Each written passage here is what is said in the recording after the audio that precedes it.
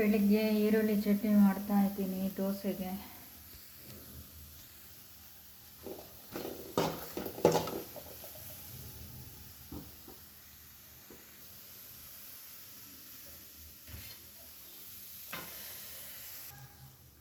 ಒಂಚೂರು ಶುಂಠಿ ಬೆಳ್ಳುಳ್ಳಿ ಮೆಣಸು ಹಾಕ್ತೀವಿ. ಯಾಕೆ ಹಾಕೋದು ಅಂದರೆ ಇದು ಜೀರ್ಣಶಕ್ತಿ ಚೆನ್ನಾಗಿ ಆಗುತ್ತೆ.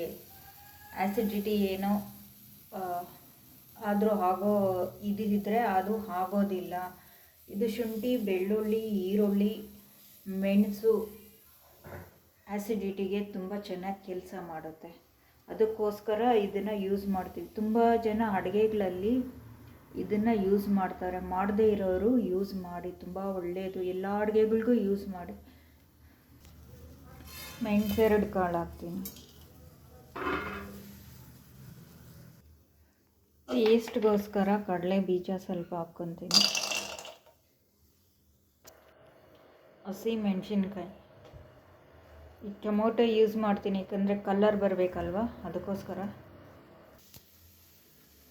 ಲೈವ್ ಮಾಡೋದ್ರಿಂದ ಪ್ರಯೋಜನಗಳೇನಾದರೂ ಇದೆಯಾ ಅಂತ ಕೇಳಿದ್ರೆ, ನನಗಾಗಿರೋ ಅನುಭವ ಪ್ರಕಾರ ಇದೆ. ಲೈವ್ ಮಾಡೋದ್ರಿಂದ ಪ್ರಯೋಜನಗಳು ಇದೆ, ಕೆಟ್ಟದ್ದು ಇದೆ.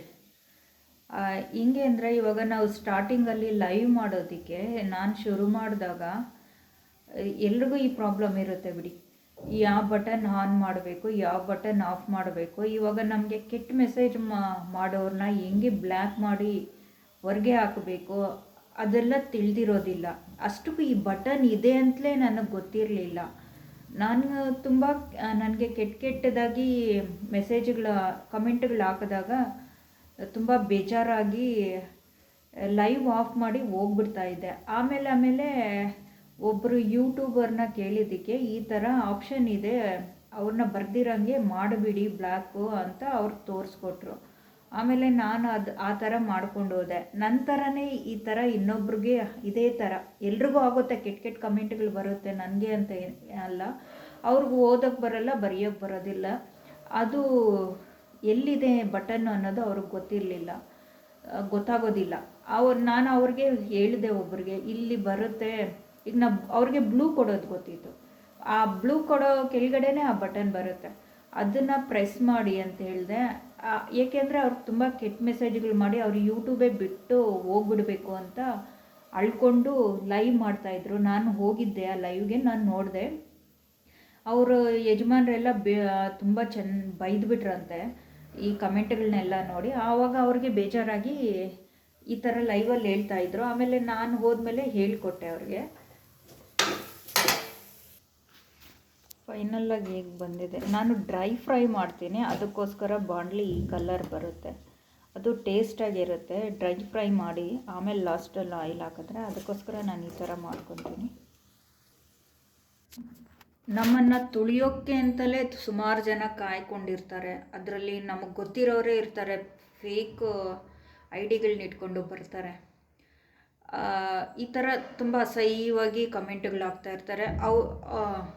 ಕೆಲವು ಜನ ಒಳ್ಳೆ ರೀತಿಯಲ್ಲೇ ಅಸಹ್ಯ ಅದು ಫೀಲಿಂಗ್ ಇಟ್ಕೊಂಡು ಕಮೆಂಟ್ಗಳು ಹಾಕ್ತಾ ಇರ್ತಾರೆ. ಅದು ಲೈವ್ ಮಾಡೋರಿಗೆ ಅರ್ಥ ಆಗುತ್ತೆ. ಅವ್ರು ಹಾಕೋ ಕಮೆಂಟ್ಗಳ ಮುಖಾಂತರನೇ ಇವ್ರಿಗೇನು ಗೊತ್ತಾಗಲ್ಲ ಅಂದ್ಕೊಂಡ್ಬಿಟ್ಟಿರ್ತಾರೆ, ಬಟ್ ಗೊತ್ತಾಗುತ್ತೆ. ಮತ್ತು ಲೈವ್ ಮಾಡೋದ್ರಿಂದ ಪ್ರಯೋಜನಗಳು ಹೆಂಗಾಯಿತು ಅಂದರೆ, ಈಗ ನಾನು ಲೈವ್ ಮಾಡೋದ್ರಿಂದ ನನಗೆ ಯೂಟ್ಯೂಬ್ ಬಗ್ಗೆ ಏನೇನು ವಿಷಯಗಳು ಗೊತ್ತಿರೋದಿಲ್ವೋ, ತುಂಬ ಜನ ಒಳ್ಳೆ ಜನನೂ ಇರ್ತಾರೆ, ಒಳ್ಳೆ ಜನನೂ ಬರ್ತಾರೆ, ನಮಗೆ ಹೆಲ್ಪ್ಗೆ ನಿಲ್ತಾರೆ. ಕೆಟ್ಟ ಕಮೆಂಟ್ಗಳು ಮಾಡಿದ್ರೆ ಅವರೇ ಬ್ಲ್ಯಾಕ್ ಮಾಡಿ ಬಿಸಾಕ್ತಾರೆ. ಮತ್ತು ನಮಗೇನೋ ನನಗೆ ಯೂಟ್ಯೂಬ್ ಬಗ್ಗೆ ಏನೂ ಗೊತ್ತಿಲ್ಲ. ನಾನು ಯೂಟ್ಯೂಬ್ ಬಂದಾಗ ಸುಮ್ಮನೆ ಏನೇನೋ ಆಗ್ತಾಯಿದೆ, ವಿಡಿಯೋಸ್ಗಳನ್ನ ಹಾಕ್ಕೊಂಡು ಹೋಗ್ತಾಯಿದ್ದೆ. ನನಗೆ ಈಗಲೂ ಸಹ ಸರಿಯಾಗಿ ಗೊತ್ತಿಲ್ಲ. ಅದೇನೋ ಸೆಟ್ಟಿಂಗ್ಸ್ ಎಲ್ಲ ಇದೆ ಅಂತಾರೆ, ಕೆಲವು ಜನ ಸೆಟ್ಟಿಂಗ್ಸ್ ಎಲ್ಲ ಇಲ್ಲ, ಅದೆಲ್ಲ ಸುಳ್ಳು ಅಂತ ಹೇಳ್ತಾರೆ. ಅದ್ರ ಬಗ್ಗೆನೂ ನನಗೆ ಗೊತ್ತಿಲ್ಲ. ಏನೋ ನನಗೆ ಬರುತ್ತೆ, ನಾನು ಹಾಕ್ತೀನಿ, ಅದು ಓಡುತ್ತೋ ಬಿಡುತ್ತೋ ಅಷ್ಟೇ. ಕೆಲವು ಜನ ಡಿಸ್ಕ್ರಿಪ್ಷನ್ ಹಾಕ್ತಾರೆ, ಕೆಲವು ಜನ ಡಿಸ್ಕ್ರಿಪ್ಷನ್ ಹಾಕೋದಿಲ್ಲ. ಮತ್ತು ಸೆಟ್ಟಿಂಗ್ಗಳು ನನಗೇನಂದರೆ ಏನೂ ಗೊತ್ತಿಲ್ಲ. ಇವಾಗ ಒಬ್ಬರು ಬಂದು ಲೈವಲ್ಲಿ ಅಕ್ಕ ಸೆಟ್ಟಿಂಗ್ಸು ಆನ್ ಮಾಡಿ ಲೈವು ವಿಡಿಯೋಸು ಚೆನ್ನಾಗಿ ಓಡಬೇಕು ಅಂದರೆ ಸೆಟ್ಟಿಂಗ್ಸ್ ಆನ್ ಮಾಡಬೇಕು ಅಂತ ಇನ್ನೊಬ್ಬರು ಬಂದು ನನಗೆ ತಿಳುವಳಿಕೆ ಹೇಳ್ಕೊಟ್ರು. ಇದನ್ನೆಲ್ಲ ಮಿಕ್ಸಿಗೆ ಹಾಕ್ಕೊಂಡು ರುಬ್ಕೊಬೇಕು. ಆಮೇಲೆ ತುಂಬ ಜನ ಒಳ್ಳೆ ವ್ಯಕ್ತಿಗಳು ಪರಿಚಯ ಆಗ್ತಾರೆ. ನಮಗೆ ಏನಾದರೂ ಗೊತ್ತಿಲ್ಲ ಅಂದರೆ ಅವರು ಕೇಳಿದ್ರೆ ಯಾವುದೇ ಸ್ಥಳಗಳ ಬಗ್ಗೆ ಆಗಲಿ ಯಾವುದಾದ್ರೂ ವಿಡಿಯೋ ಮಾಡಬೇಕು ಅಂದರೆ ಮತ್ತು ಅವ್ರದ್ದೇ ಒಪಿನಿಯನ್ ಕೊಡ್ತಾರೆ, ಈ ಥರ ವಿಡಿಯೋ ಮಾಡಿ ಅಂತ ಈ ಥರ ಹೇಳ್ತಾರೆ.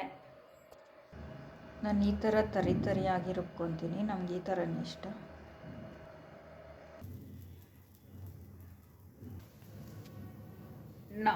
ಯಾವುದೇ ಕೆಲಸ ಮಾಡಿದ್ರೂ ಅದರಲ್ಲಿ ಒಳ್ಳೆಯದು ಕೆಟ್ಟದ್ದು ಎರಡೂ ಇದ್ದೇ ಇರುತ್ತೆ. ನಾವು ಆ್ಯಕ್ಸೆಪ್ಟ್ ಮಾಡಲೇಬೇಕಾಗುತ್ತೆ.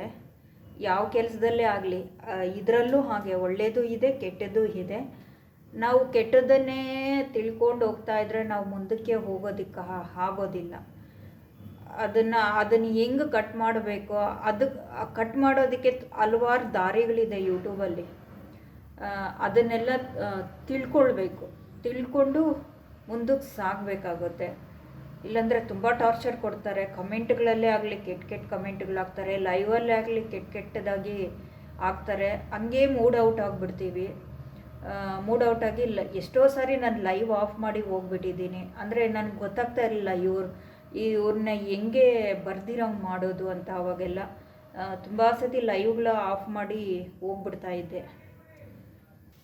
ಸ್ಟಾರ್ಟಿಂಗಲ್ಲಿ ಯಾರ ಹತ್ರ ನಾವು ಹೆಂಗೆ ಮಾತಾಡಬೇಕು, ಯಾರು ಹೆಂಗಿರ್ತಾರೆ ಅನ್ನೋದು ನಮ್ಗೆ ಅರ್ಥ ಆಗೋದಿಲ್ಲ. ಸ್ಟಾರ್ಟಿಂಗ್ ಬರ್ತಾ ಇರ್ತಾರೆ, ಏನೂ ಅರ್ಥ ಆಗೋದಿಲ್ಲ, ಬೈದಲ್ಲಿ ಕೂತಿರ್ತೀವಿ.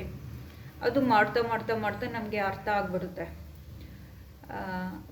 ಆಮೇಲೆ ಒಂದೊಂದು ಕಲಿತಾ ಮುಂದೆ ಸಾಕ್ಕೊಂಡು ಹೋಗ್ಬೋದು. ನನಗೆ ಸರಿಯಾಗಿ ಹೇಳೋಕ್ಕೂ ಆಗ್ತಾಯಿಲ್ಲ, ಡಿಸ್ಟರ್ಬೆನ್ಸ್ ಆಗ್ತಾಯಿದೆ. ಹೆಂಗೆ ಹೇಳ್ತೀನೋ ಏನೋ. ಇದ್ರ ಬಗ್ಗೆ ನಿಮ್ಮ ಅನಿಸಿಕೆ ಏನನ್ನೋದು ಕಮೆಂಟ್ ಮುಖಾಂತರ ತಿಳಿಸಿ. ಒಂದು ಲೈಕ್ ಕೊಡಿ ನಿಮ್ಗೆ ಇಷ್ಟ ಆಗಿದರೆ, ಇದರಿಂದ ಸ್ವಲ್ಪ ಸಪೋರ್ಟ್ ಆಗುತ್ತೆ. ಯಾವತ್ತೇ ಆಗಲಿ ತುಳಿಯೋರ ಮುಂದೆ ಎದ್ದು ನಿಲ್ಲಬೇಕು. ತುಂಬ ತುಳಿತಾರೆ, ಹಾಗೆ ತುಳಿದು ತುಂಬ ಹಿಂಸೆ ಕೊಟ್ಟರು ನನಗಂತೂ. ನನಗೆ ಇನ್ನೂ ಸಬ್ಸ್ಕ್ರೈಬರ್ಸ್ ಕೂಡ ಇನ್ಕ್ರೀಸ್ ಆಗ್ತಾಯಿಲ್ಲ. ಯಾಕೆಂದರೆ ನನಗೆ ಏನು ಪ್ರಾಬ್ಲಮ್ ಇದೆ, ಏನೋ ಸೆಟ್ಟಿಂಗ್ಸು ಎಲ್ಲೋ ಪ್ರಾಬ್ಲಮ್ ಇದೆ. ಬಟ್ ನನಗೆ ಅದು ಗೊತ್ತಾಗ್ತಾ ಇಲ್ಲ. ಈ ಪ್ರಾಬ್ಲಮ್ ಇದೆ. ಬಟ್ ಯಾಕೆಂದರೆ ಕೆಲವು ಜನಕ್ಕೆ ಸ್ವಲ್ಪ ವಿಡಿಯೋಸ್ ಹಾಕಿದ್ರೇ ಸಬ್ಸ್ಕ್ರೈಬರ್ಸು ಎಲ್ಲ ಬರ್ತಾ ಇರ್ತಾರೆ. ಏನು ಅಂತ ನನಗೆ ಅರ್ಥ ಆಗ್ತಾ ಇಲ್ಲ. ಯಾರಿಗಾದರೂ ತಿಳಿದಿದ್ರೆ ಕಮೆಂಟ್ ಮಾಡಿ ತಿಳಿಸಿ. ಏನಾದರೂ ಸೆಟ್ಟಿಂಗ್ಸ್ ಏನಾದರೂ ಇದೆಯಾ ಏನು ಅಂತ. ನೀವೆಂಥ ವಿಡಿಯೋ ಹಾಕಿದ್ರೂ ಸಬ್ಸ್ಕ್ರೈಬರ್ಸ್ 1-2 ಬಂದೇ ಬರುತ್ತೆ. ಬಟ್ ಇದು ಯಾಕೋ ಈ ಥರ ಆಗ್ತಾ ಇದೆ ಗೊತ್ತಿಲ್ಲ.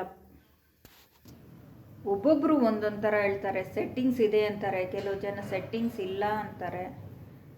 ಏನನ್ನೋದು ಗೊತ್ತಿಲ್ಲ. ನೀವು ಏನಾದರೂ ಸೆಟ್ಟಿಂಗ್ಸ್ ಏನಾದರೂ ಇದ್ದರೆ ನಿಮ್ಗೆ ಗೊತ್ತಿದ್ರೆ ತಿಳಿಸಿ, ಹೌದು ಅಂತ ಇದೆ ಅಂತ. ಏನು ಮಾಡಬೇಕು ಅನ್ನೋದು ಸ್ವಲ್ಪ ತಿಳಿಸ್ಕೊಡಿ, ನೋಡೋಣ. ಒಬ್ರು ಹೆಲ್ಪ್ ಮಾಡ್ತೀನಿ, ಸೆಟ್ಟಿಂಗ್ಸ್ ಇದೆ ಅಂದಿದ್ದಾರೆ. ಗೊತ್ತಿಲ್ಲ ಇದೆಯೋ ಇಲ್ವೋ. ಬಟ್ ಅವರು ಹೇಳಿದ್ದಕ್ಕೆ ಆದರೂ ಇದೆಯೋ ಇಲ್ವೋ, ಅವ್ರು ಹೇಳಿದ್ದಕ್ಕಾದರೂ ಥ್ಯಾಂಕ್ಸ್. ತುಂಬ ಜನ ಅದನ್ನು ಬಾಯಿ ಬಿಡೋದೇ ಇಲ್ಲ, ಹೇಳೋದೇ ಇಲ್ಲ, ಇವರೆಲ್ಲೂ ತರ್ಕಾಗ್ಬಿಡ್ತಾರೋ ಅಂತ.